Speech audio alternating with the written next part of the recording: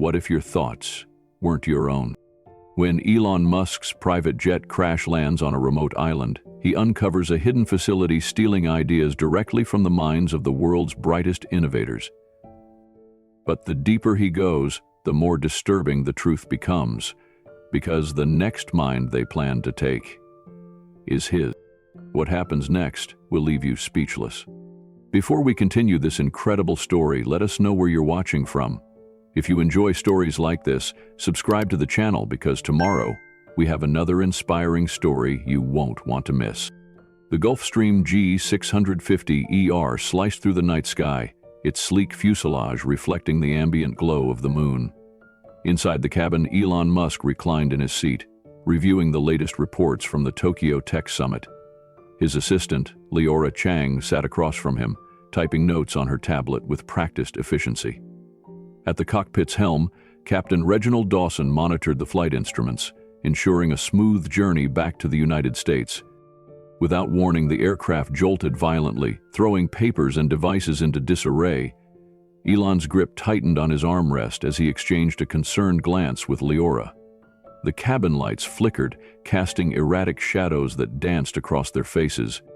"Captain, what's happening?" Elon called out, his voice steady but edged with urgency.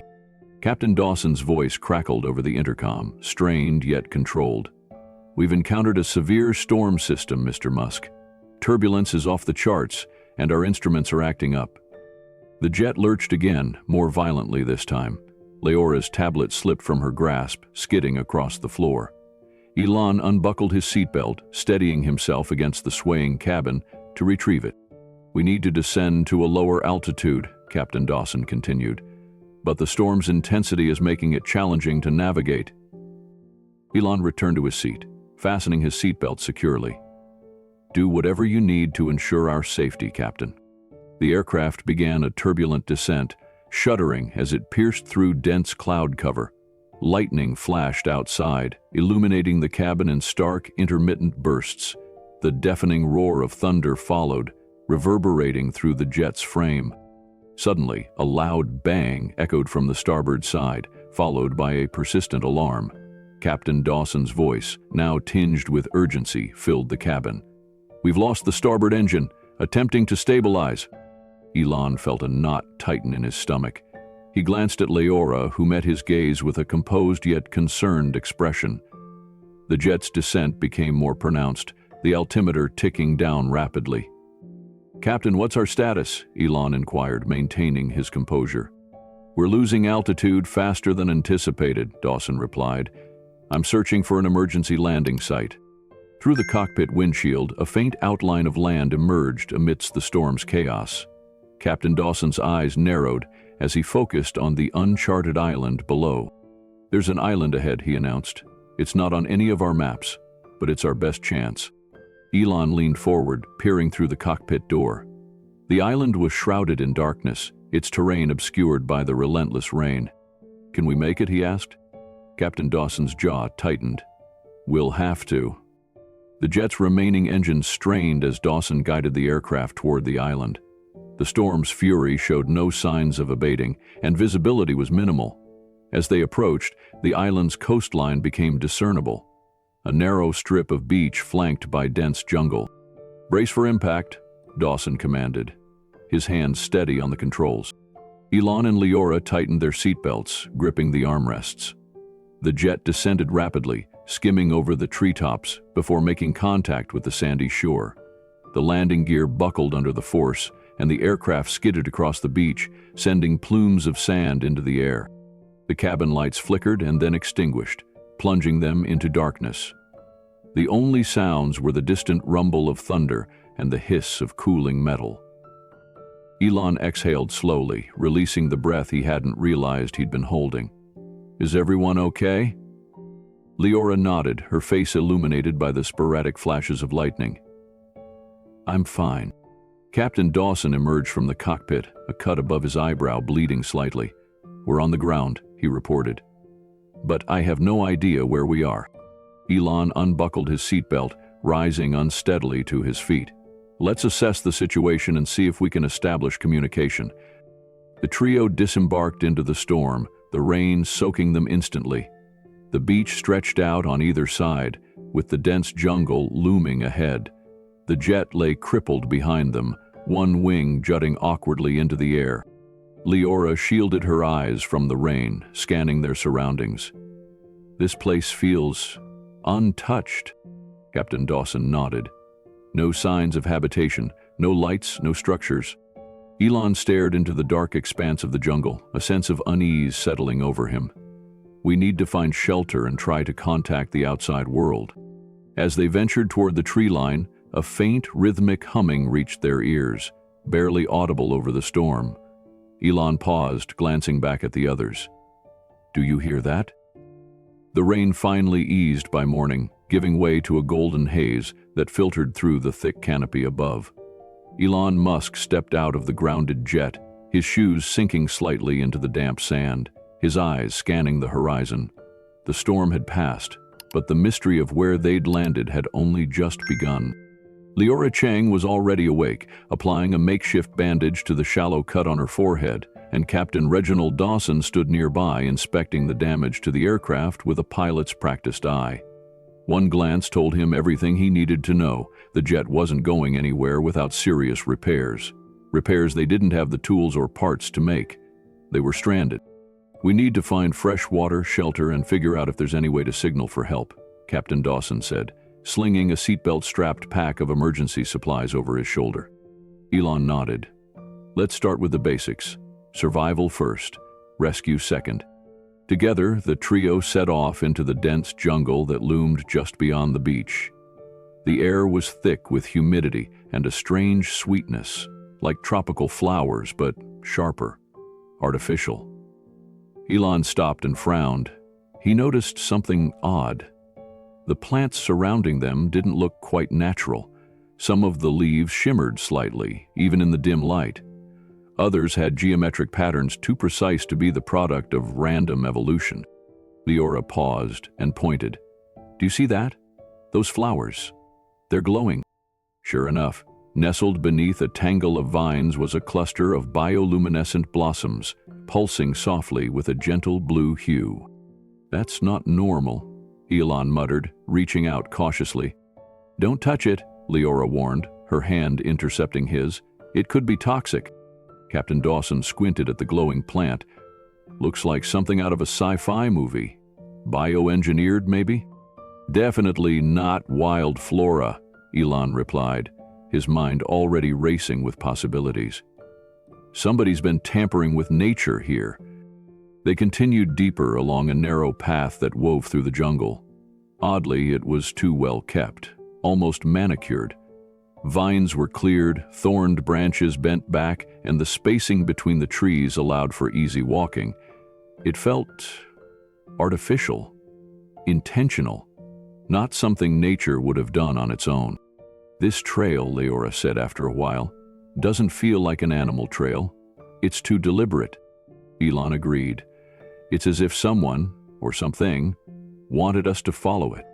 After nearly an hour of hiking, they stumbled upon a small, crystal-clear stream cutting through the jungle floor.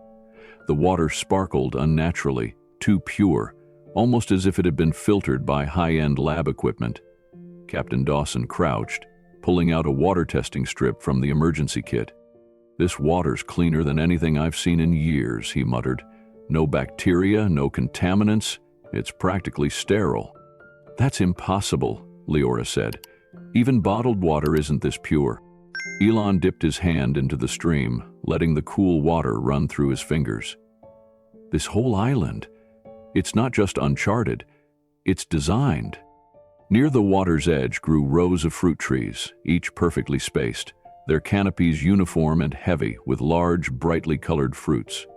One in particular, a deep purple orb the size of a plum, caught Elon's eye. "They're cultivated," he said slowly, walking toward the nearest tree. "This spacing, the soil, this isn't wild growth." "Someone's been living here," Leora added, picking a fruit from a low-hanging branch. "I'll try it," Elon offered. He took a cautious bite and his eyes widened. "It tastes like blueberry and mango, sweet. Complex. This is engineered for flavor." As they ate cautiously, they noticed more peculiar plants. Leaves with shimmering surfaces that adjusted slightly as the sunlight shifted, roots that intertwined with precision like integrated circuits, and tiny blue vines that vibrated faintly under touch. Elon knelt near one of these vines, inspecting it with growing curiosity. "This is beyond GMOs," he said. "This is synthetic biology, reimagining plants from the ground up." A sudden glint caught his eye, something metallic partially buried in the soil near the base of a tree. Brushing away the dirt, he unearthed a smooth, circular object about the size of a coaster. It had no visible buttons, no screen, just a strange, shifting pattern etched into its surface that changed depending on the angle of light. "What is it?" Captain Dawson asked, leaning in. "No idea," Elon replied, flipping it over in his palm. "But this isn't scrap, it's tech. Advanced tech." As they studied it, Leora turned her head sharply. "Did you hear that?" From deeper in the jungle came a low, rhythmic hum.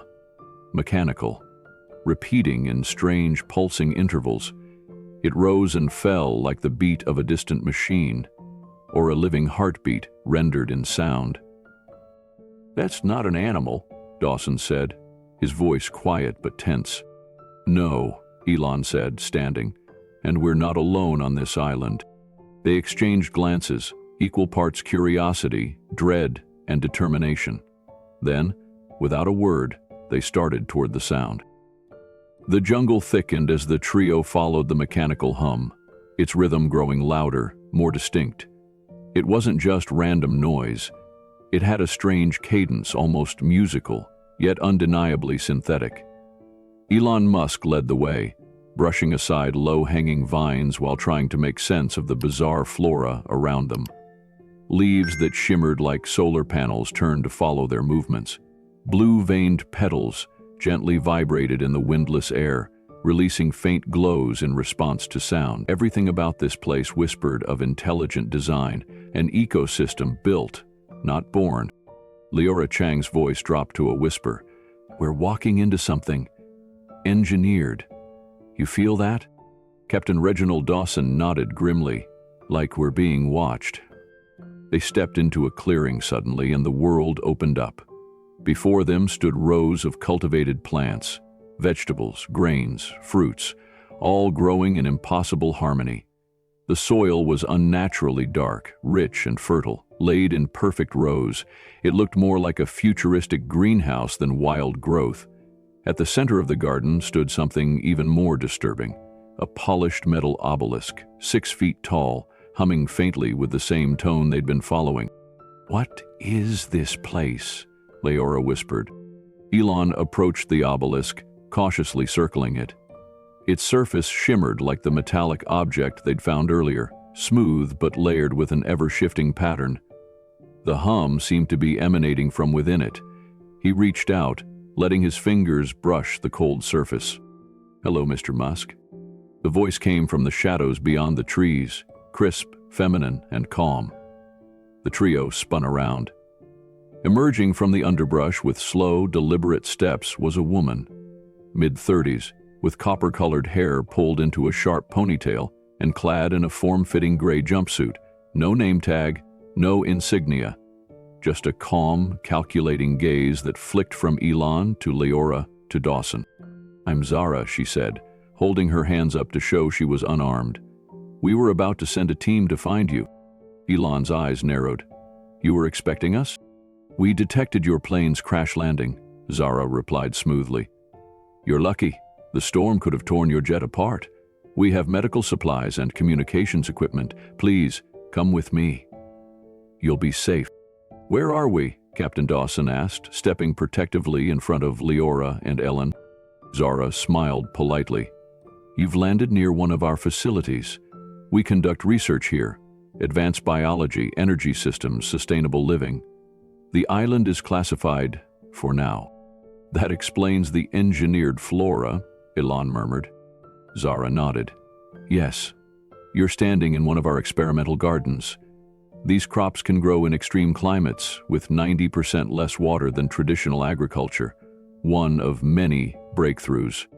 Elon wasn't convinced, but he was intrigued. "And you're offering us shelter and communication, no questions asked?" Zara's smile widened, but her eyes stayed cool. "We're scientists, Mr. Musk.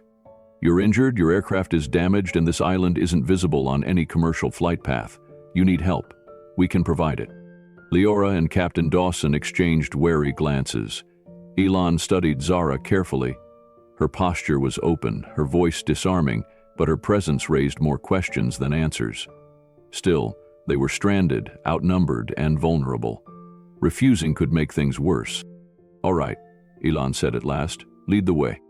Zara turned, guiding them through a narrow trail that curved around the garden and deeper into the jungle. As they walked, the environment subtly shifted. The plants became even more alien. Glowing stalks, bioluminescent moss, leaves that fluttered without wind. And then, as if conjured from the earth itself, a rock wall appeared before them. Zara approached it, pressed her palm against the stone, and with a gentle hiss, a hidden door slid open, revealing a pristine white corridor lit by soft blue lights. Captain Dawson tensed. "A facility inside a mountain?" Zara smiled. "Welcome to Project Genesis." The inside was stunning. Immaculate white walls gleamed with silent sophistication. Transparent panels revealed rows of labs, each humming with activity. Researchers in gray jumpsuits moved between stations, some of them pausing briefly to stare at Elon, their eyes filled with recognition, admiration even. The tech here was far beyond anything Elon had seen publicly. It wasn't just advanced, it was otherworldly. They were led to a lounge furnished with sleek, minimalist designs. A table bore freshly prepared food, vibrant vegetables, fruits, and loaves of bread. Zara gestured to it. "Please, eat. Afterward, you'll meet Dr. Marcus Finch. He oversees operations here. You'll have answers soon." Elon stared at the food, perfectly presented, aromatic, and almost suspiciously delicious. "Answers," he echoed quietly. "I've got more questions than ever." And as they sat to eat, Elon couldn't help but feel that they hadn't stumbled into salvation, but into a perfectly choreographed trap. The next morning arrived with an eerie calm. Gone was the storm, but an uneasiness hung in the air like a thin electric mist. Elon, Leora, and Captain Dawson awoke in separate but pristine quarters, rooms that felt more like high-tech observation pods than places to rest. Everything was sterile, symmetrical, too perfect. Elon dressed in the freshly folded gray attire laid out for him and stepped into the corridor where Zara was already waiting. "Dr. Finch is ready to meet you," she said, her voice as composed as ever.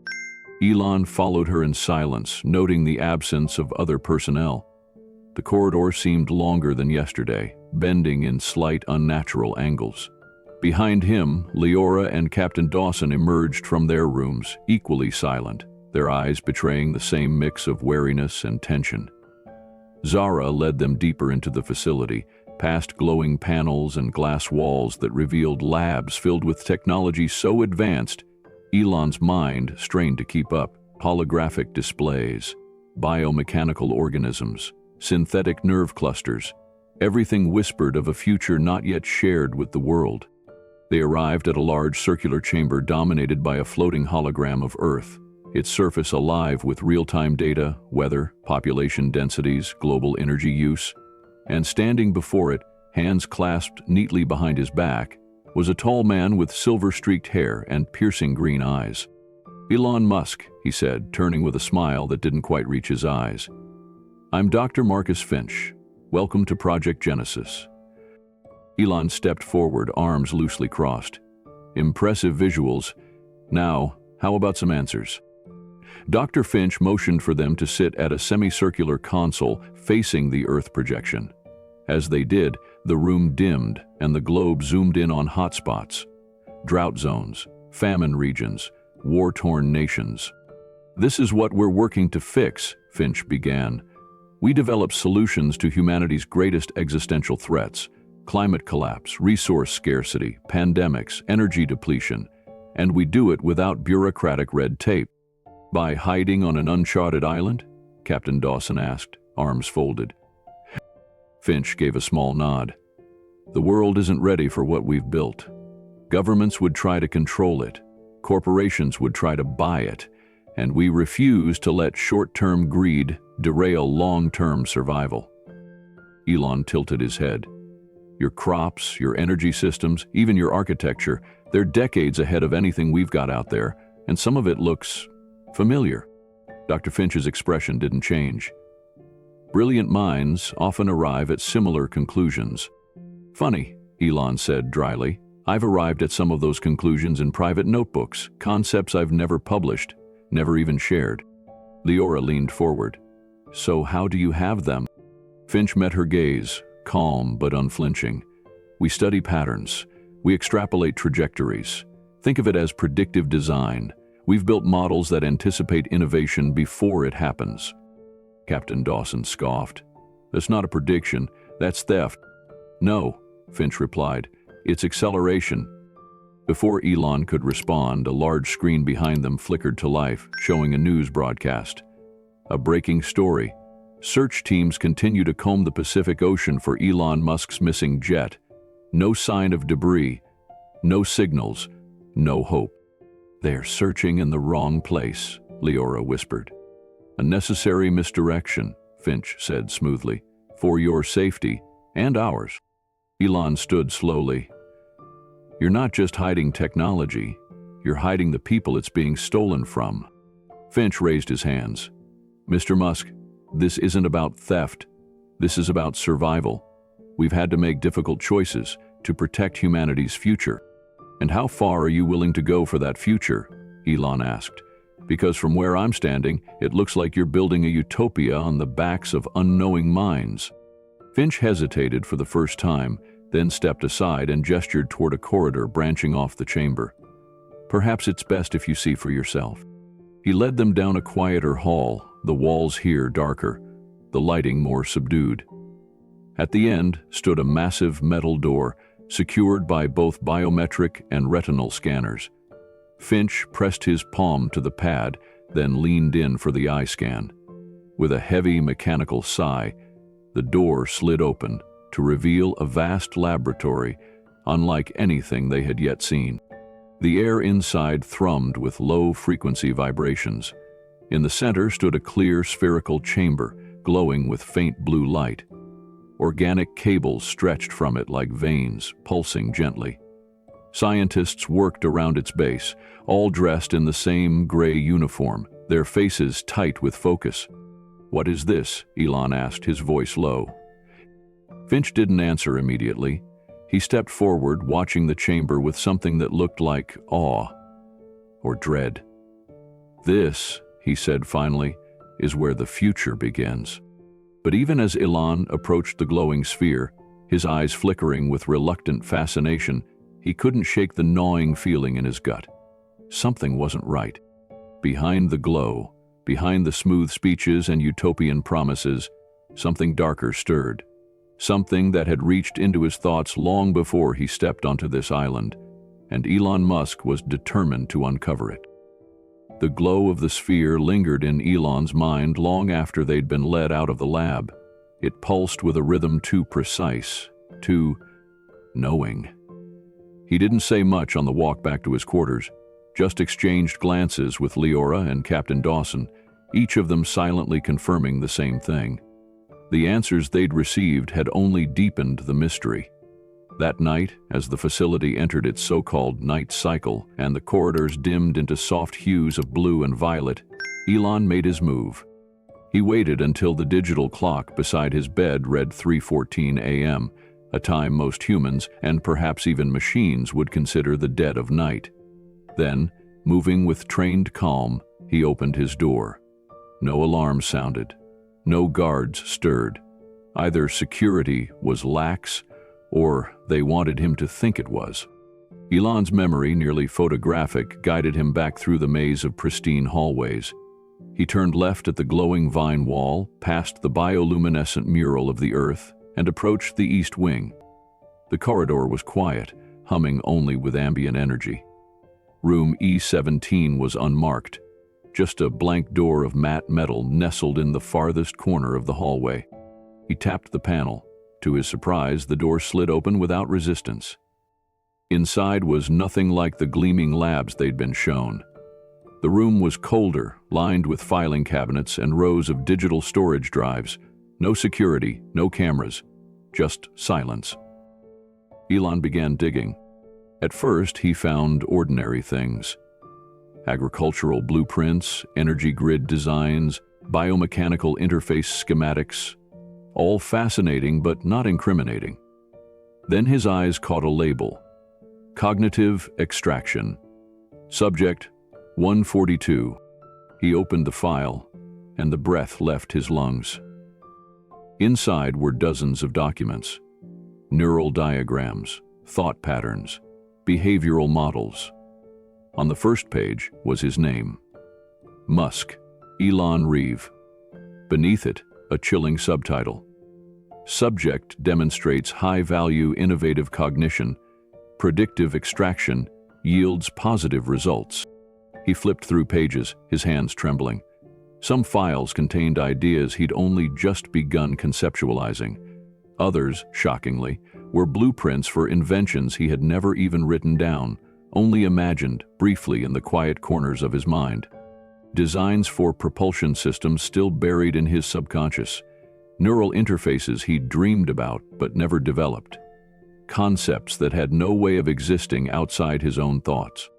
Yet here they were, labeled, dated, cataloged. Elon stumbled backward, almost dropping the folder. He felt sick. This wasn't just surveillance. This wasn't even theft. This was a violation of the most intimate kind. His mind laid bare and harvested like a field of data. Not only had they accessed his thoughts, they had anticipated them. Or worse, extracted them. A noise in the hallway snapped him back to the present. Footsteps. He stuffed the folder back into the drawer, yanked out his phone, and snapped photos of as many pages as he could. Plans, neural maps, even the subject index. Just as he slid the last drawer closed, the door panel lit up. He ducked behind a cabinet. A security guard entered, paused, then walked toward the back of the room. Elon held his breath, heart pounding in his throat. The guard inspected one of the digital drives, then exited without saying a word. Elon waited 15 seconds, then 30. When he was sure the corridor was clear, he slipped out of the room and retraced his path back to the quarters, moving in silence, like a ghost between walls. Leora and Captain Dawson were awake when he returned, their faces pale with worry. "Where were you?" Leora hissed, helping him lock the door. "I found it," Elon said hoarsely, holding up his phone. "They've been inside my head." He pulled up the photos and showed them. Leora gasped when she saw the labeled files, her eyes brimming with disbelief. This is impossible." "No," Captain Dawson growled. "It's worse than impossible. It's real. And not just me," Elon said, his voice low and dark. "There's an index. Dozens of names. Artists, scientists, innovators. They've been studying all of us, modeling our minds like open-source code." Leora clutched her head. "We thought we were guests here. We're subjects." "We were never meant to leave," Elon said quietly. And in that moment, the final illusion shattered. They weren't stranded survivors rescued by humanitarians. They were prisoners in the most sophisticated cage ever built, not of bars or walls, but of technology, manipulation, and mind control. And the only way out was through the truth. Sleep was no longer possible. After what Elon had uncovered in room E17, sleep felt like surrender. That night, he paced the room like a man possessed, every nerve in his body thrumming with the electric sting of betrayal. Captain Dawson sat hunched near the window, sharpening a broken piece of metal into something useful. Leora, meanwhile, scrolled through Elon's phone, absorbing every blurry image of the stolen thoughts and design. Her hands trembled not from fear but from fury. "They've been inside your head," she whispered. "And we still don't know how." Elon stopped pacing. The technology to do that doesn't exist, not publicly. But we saw something in the locked lab. That containment unit. The sphere. He tapped the side of his own head, right behind the ear. I've had a tingling sensation here since the crash. At first I thought it was from the impact, but now I think it's something else." Captain Dawson narrowed his eyes. "You think they implanted something?" "It would explain a lot," Leora added. "The mind reading, the predictive modeling, and why they were so eager to get us into those comfortable guest rooms. The timing was perfect, while we slept." "I want answers," Elon said. "Real ones." The next morning, Zara returned, her smile as polished and hollow as ever. "Dr. Finch has arranged for a full access tour today. He says you've earned our trust." She sounded almost proud. "He's ready to show you everything." Elon nodded, his face unreadable. "I've been ready since the moment we crashed here." Zara led them deeper into the facility than they'd ever gone before. This time, no doors were restricted. They passed a corridor where drones hovered over what looked like patients in dreamlike states, their heads wired to sleek machines that pulsed in sync with faint brainwave readouts. Zara didn't comment, and Elon didn't ask. He just memorized every detail. They entered what was called the Neural Interface Wing. Inside, a circular chamber gleamed like the inside of a spaceship. Walls lined with holographic screens displayed real-time scans of human brains. Each scan was tagged with a name, a number, and a location, and one of them, right in the center, read MUSQ. Elon R. "What is this?" Captain Dawson asked, stepping forward, his tone tense. Dr. Finch entered from the opposite side, his silver hair reflecting the ambient light. "This," he said grandly, "is the heartbeat of Project Genesis, the cognitive harvesting core." Leora flinched. "Harvesting?" Finch raised a hand. "Poor choice of words. We don't take thoughts. We accelerate them. We observe patterns, potential, probabilities, and yes, we extract ideas. But only to help the world evolve faster than it would on its own." "You're stealing futures," Elon snapped. "From me, from dozens of others, people whose thoughts you've taken without permission." Finch's eyes narrowed slightly, his genial demeanor cracking. "If we waited for consent, humanity would never survive what's coming. Climate collapse, food scarcity, mass death. We don't have the luxury of moral hesitation." "No," Elon said flatly. "You just have the arrogance to play God." There was a long silence.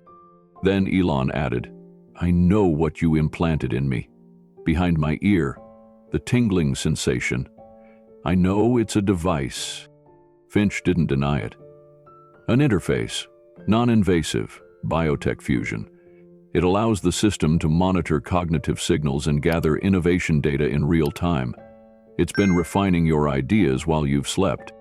"You violated my mind," Elon said, voice low and controlled. "And now, I want it out." "You can't," Finch said simply. "Removing it without the right equipment would risk neurological damage." "You mean the kind of damage you don't care about because we're just your lab rats," Leora shot back. Finch's eyes darkened. "We gave you food, shelter, access to the most advanced technology in the world. We treated you as collaborators, not prisoners." Captain Dawson stepped forward. "Then let us go." "No," Finch said, almost sadly. "You know too much now. We can't risk you exposing the project. Not yet." The door behind them slid shut with a hiss. Guards appeared, silent, unarmed, but unmistakably dangerous. Leora stepped protectively toward Elon. "What now?" she whispered. Elon glanced around, his expression unreadable. Then, calmly, he pulled a slim device from his pocket. A jammer he'd secretly built from parts scavenged across the lab tours. "This," he said, flipping the switch, "is what now looks like." The lights flickered. Alarms began to wail. And for the first time since landing on the island, Project Genesis was no longer in control. The facility plunged into chaos. Searing alarms shrieked through the neural interface wing as red lights pulsed along the ceiling like a heartbeat gone rogue. Elon's homemade jammer, no larger than a pack of gum, had destabilized the frequency that controlled the mind metering systems. Sparks erupted from wall panels. Screens flickered violently, displaying scrambled data, lines of code melting into static. Leora grabbed Elon's arm as the temperature in the room spiked, and Captain Dawson instinctively moved in front of them, ready to intercept any guards. Dr. Finch's voice sliced through the noise. "Shut it down! Kill the feed, now!" But it was too late. One of the containment pods cracked open with a hiss, releasing a fog of cold vapor. Inside, a patient's body convulsed violently, awakened from a stasis it was never meant to escape. The floor shook. Overhead, the once omnipresent humming of machines turned erratic, glitching, groaning, alive in a way that made the air taste metallic. Elon turned to Leora, their eyes locking in unspoken understanding. This place was built on control, and that control was crumbling fast. "We have to move now," Elon said. "Back to the guest wing?" Captain Dawson asked. "No," Elon replied, voice low and urgent. "We go deeper. That sealed chamber, behind the containment unit. That's where they're hiding the core, the source." "But it's restricted," Leora said. "We need Finch's biometrics." Elon raised his jammer again. "Then we borrow his hand." It wasn't a joke. Guards surged through the smoke-fogged door, two charged with stun batons, electricity crackling in arcs. Captain Dawson was already in motion, disarming one with a brutal twist and slamming him into the wall. Leora swept a tray of metal tools off a nearby counter, scattering them across the floor to slow the others. Elon lunged toward Finch, grabbing the startled scientist by the collar and dragging him toward the locked door behind the central sphere. "Open it!" Elon shouted. Finch, sweating, gasping, refused. "You don't know what's in there, you'll kill us all." "I already died when you put that device in my head," Elon growled. Finch hesitated, a moment too long, so Elon took his wrist and pressed the scientist's palm against the scanner himself. With a hiss of air and an unnerving click, the heavy door unsealed. What lay beyond stopped them all in their tracks. The room was cathedral-like, impossibly vast for something hidden underground. At the center stood a towering construct, an angular, obsidian-black monolith humming with power, suspended above the floor by magnetic fields. Blue-white veins of energy pulsed across its surface, synchronized with the flickering lights above. It wasn't just a data core. It was alive. A thinking, breathing engine of thought extraction, built not to enhance creativity but to harvest it. Cables snaked out from the structure and into nearby workstations, and along the far wall, rows of neural interface chairs lined up like silent electric coffins. Some were occupied, unconscious researchers, restrained and still, faces twitching as if mid-dream. Above them, holographic readouts displayed their cognitive outputs, ideas, patterns, future inventions scrolling across the screens in elegant, terrifying precision. "Oh my God," Leora breathed. "They've been draining minds for years." "They're not just predicting innovation," Elon said slowly. "They're stealing potential, the raw possibilities of human genius before they ever have a chance to be born." Then a new voice echoed across the room. "I hoped we wouldn't get here this way." They turned. Vivian Cole stood at the balcony above the core, flanked by two guards in matte deck armor. No longer in a crisp white suit, now she wore a fitted combat uniform, as if preparing for war. "You should have accepted my offer, Elon," she said, her voice as cold as the machines around her. "Together, we could have rebuilt the world in months, not decades." "By hijacking our thoughts, by stripping autonomy from the people who create," Elon challenged. Vivian's expression didn't change. "Autonomy is a luxury. People don't need to own their ideas. They need solutions, and I've delivered. I'm taking this whole place offline," Elon said. Vivian smiled thinly. "Then you'll have to get past me." She snapped her fingers. Suddenly, every screen in the room turned red. Emergency fail-safes activated. The energy core began to tremble. Sparks rained from the ceiling. The facility wasn't just in chaos now, it was on the brink of meltdown. "She's going to destroy it all," Captain Dawson shouted. "Not if we get to the main conduit first," Elon replied, his voice steady. We either end this here, or no one leaves this island alive." And with that, they ran into the burning heart of the storm. The room rumbled like a living beast in its final convulsions. The monolithic core at the center of Project Genesis flared with chaotic pulses of light, unstable now, its energy cycling out of control. Every second counted. Elon Musk sprinted toward the primary conduit hub, weaving through shattered terminals and flickering columns of data. Sparks erupted above, scorching arcs lashing like the last gasps of a dying star. Behind him, Leora and Captain Dawson kept pace, eyes narrowed, lungs burning. Smoke and silence fought for dominance in the collapsing nerve center of the most advanced and most dangerous technological facility humanity had never known existed. Above, Vivian Cole shouted commands into a secure comms device, barking orders even as the room descended into irreversible chaos. Her eyes locked onto Elon, and for the first time there was no pretense, no charm, no manipulation, just fury and fear. "You destroy this core," she warned, her voice amplified and trembling with rage. "And you bury the future." Elon didn't slow down. Then maybe the future needs to start over. They reached the control terminal beneath the hovering core, a gleaming panel laced with foreign interfaces and flickering streams of synthetic language. Elon hesitated for the briefest of moments. He'd seen language patterns similar to this before, not in any known codebase, but in dreams. Or were they memories? He didn't know anymore. But his hands moved instinctively, guided by something deeper than conscious thought, maybe implanted, maybe stolen and returned, maybe his own. A prompt blinked into existence. Emergency Neural Isolation Protocol, initiate. Y/N. Yes, Elon muttered, hitting the console. The entire room dimmed for a half second, and then the neural chairs went dark. The restrained researchers gasped as if surfacing from underwater. The monolith above them stuttered, its once rhythmic pulses now spasming like a heart in cardiac arrest. Come on," he whispered, fingers flying across the controls. "One more override." Suddenly, gunfire. The impact of metal slamming into the wall inches from Leora's head made her duck instinctively.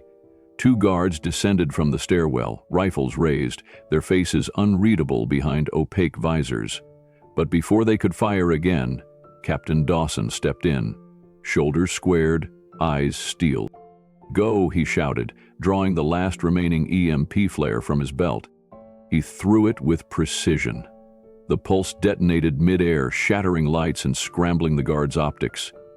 In the chaos, Dawson lunged, disarming one, slamming him to the floor. The second fired blindly, grazing his shoulder. But Leora tackled him from behind, adrenaline and fury igniting her strength. Meanwhile, above them, Vivian stood still, hand gripping the railing as if to anchor herself in the storm. But something else happened, something Elon wasn't prepared for. A small panel opened on the core, revealing a biometric interface with his name already encoded. Elon Musk, Master Template, Confirm Identity, it read. His heart stopped. Master Template? The words didn't compute. Or perhaps they computed too well. "Elon?"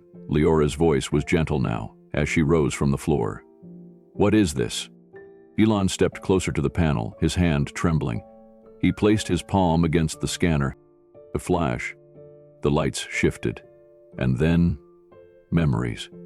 Not dreams, not visions. Real, locked memories surged into his mind like a wave crashing through a dam. He saw himself, much younger, in a white lab room. Saw Vivian, not as she was now, but newer, unfinished. Saw Dr. Edwin Voss, older, wiser, desperate.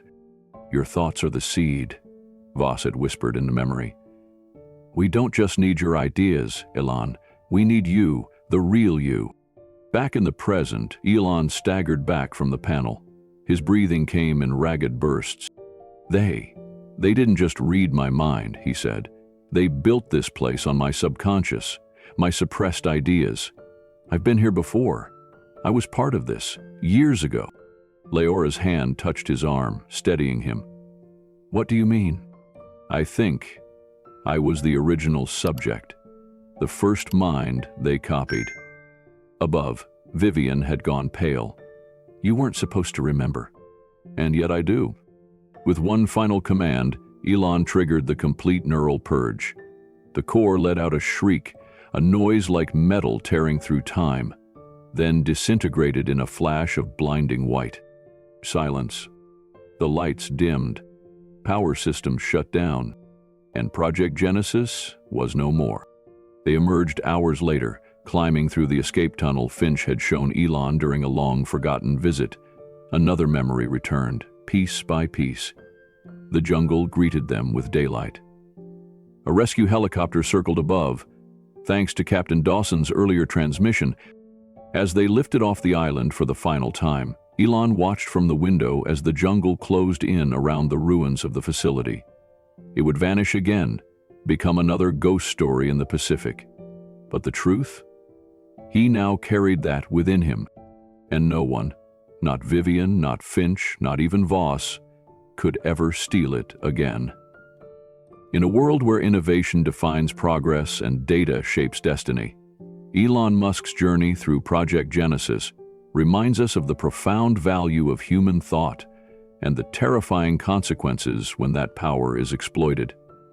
This inspiring story wasn't just about futuristic technology or secret experiments. It was a warning, a mirror held up to our own age of surveillance, artificial intelligence, and digital dependency. Elon faced not just the theft of his ideas, but of his very identity, his inner world, memories, and creative future. In doing so, he uncovered a chilling truth. The greatest weapon in tomorrow's world isn't built from metal or code. It's built from the mind. In today's age, where even our thoughts can become commodities, we must protect not only our data, but our dreams, our ideas, and our right to think freely. This story challenges us to ask, what price are we willing to pay for progress? And who should control the future? Machines, corporations, or the human spirit? If this tale moved you, made you think, or sent a chill down your spine, don't keep it to yourself. Like this video, subscribe to the channel for more stories that entertain, inspire, and reveal truths behind the fiction. And please, share this story with friends and family, because conversations like these matter now more than ever. Thank you for watching, and we'll see you in the next incredible journey.